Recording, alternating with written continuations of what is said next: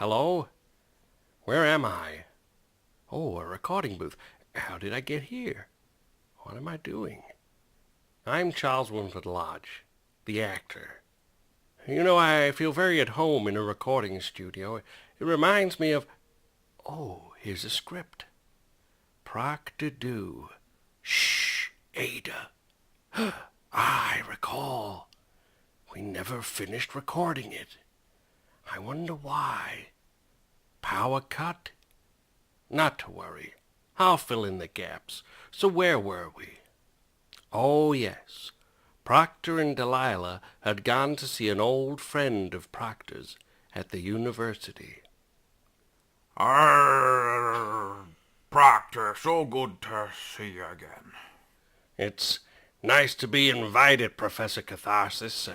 You know, since that incident concerning me stealing a university privy, I've been keeping a low profile around here. Who invited you? Know who? You. Me? Yeah, I suppose I did. I wonder why. Oh, I remember. Ada. Ada? Shh, Ada. Who or what is Ada? She's the governess of a secret penitentiary. What secret penitentiary? If I told you that, it wouldn't be a secret, would it? Oh, Professor. All you need to know is Ada is the governess of a prison which holds the worst of the criminal fraternity. It's a university prison? In a way, but because those who are banged up there are so bad, its location has to remain a secret, in case someone decides to break them out of there. But what's this got to do with me? Well, you see, my address book has gone missing, and hers is the first name in it. So, you think someone may be planning on a mass jailbreak? Maybe something even worse. All I know is a stranger visited my rooms earlier this morning while I was lecturing. The porter told me he thought he saw a fella creeping around. Didn't get a good look at him on the account of his myopia, but my drawers were in disarray. I hate it when that happens. Go on, Professor. Funny thing is, I received a letter a couple of weeks prior in which a man calling himself Stephen Kiagra was asking for information about Ada and her secret clink. Apparently he wanted to write a book collecting all the knowledge of the baddies who is incarcerated there into some sort of criminal self-help book. Can you imagine if all those outlaws, bandits, murderers, and maniacs had their secrets recorded in one go-to guide for the would-be baddie? To be fair, they're all inside, so how good or bad, depending on how you look at it, can they be at banditry? That thought had crossed my mind, but to be locked up by Ada in her hidden-away prison, they have to be real bad. Bad like the quacks? Oh, please, badder. Oh, my.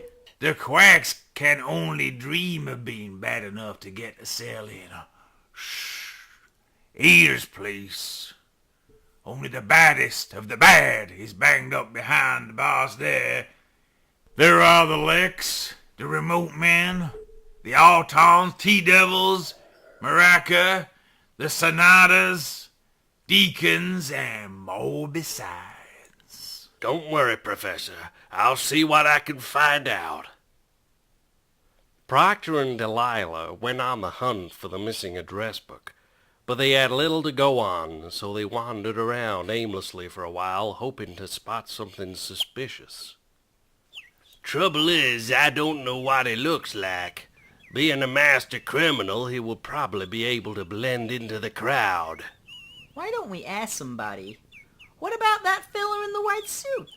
The one with a flamboyantly oversized white hat and carrying a carpet bag? Yeah. I doubt he'll know anything. Proctor and Delilah continued their search, but to no avail. When they returned to Professor Catharsis' study, they found him unconscious and with a book stuck to his head.